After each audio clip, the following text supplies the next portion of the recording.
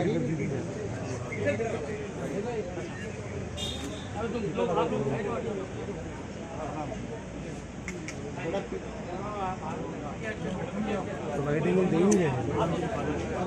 थोड़ा पीछे हो जाओ आप।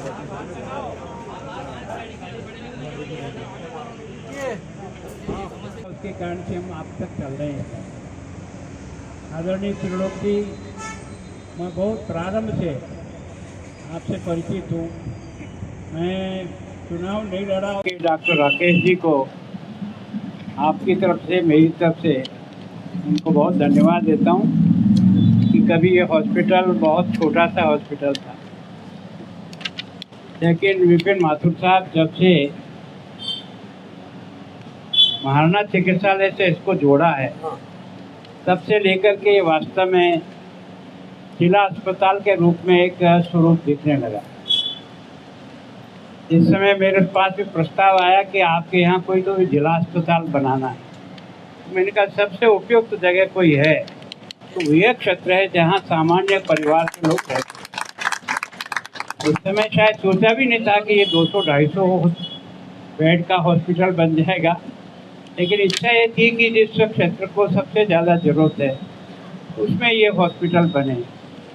और सुखद सहयोग रहा कि आदरणीय सुंदर सिंह जी भंडारी जो उदयपुर के रहने वाले थे और हम सबको इस रास्ते पर चलाने का उन्होंने जो संस्कार दिया, उसके कारण से हम आप तक चल रहे हैं।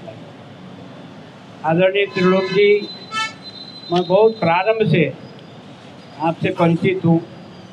मैं चुनाव नहीं लड़ा उसके पहले से ही आपको जानता हूँ। मैं भी झाड़ोल में अध्यापक रहा था। उस समय इनकी गाड़ी में बैठ के जाता था,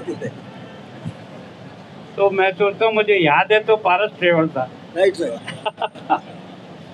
तो तब से जानता हूँ। सच में सबसे ज़्यादा धन्यवाद भाई विक्रम तुझे देना था।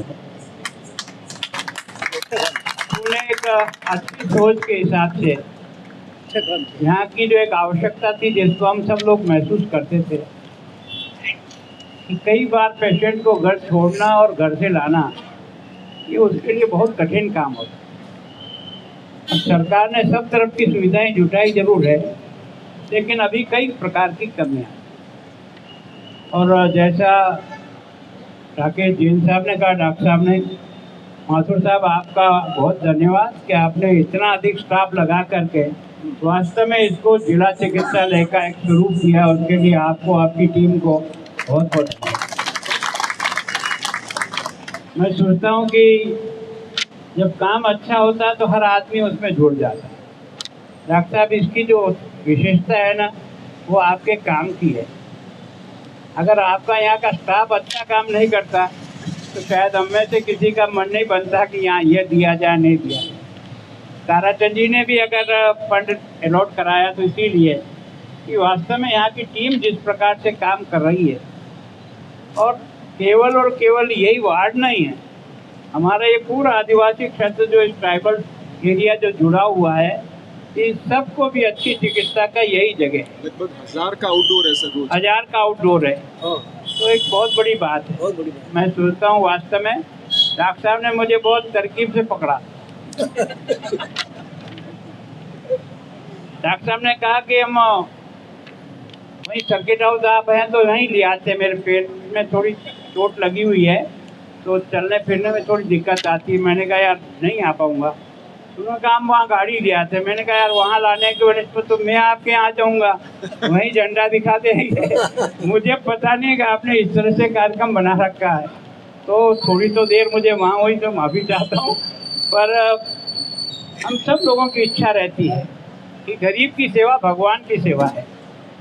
दुनिया में कोई आशीर्वाद दे सकता है नहीं दे सकता, मैं नहीं जानता, पर गरीब की अंतर आत्मा से निकला हुआ आशीर्वाद भगवान के बड़े आशीर्वाद से बड़ा होता है।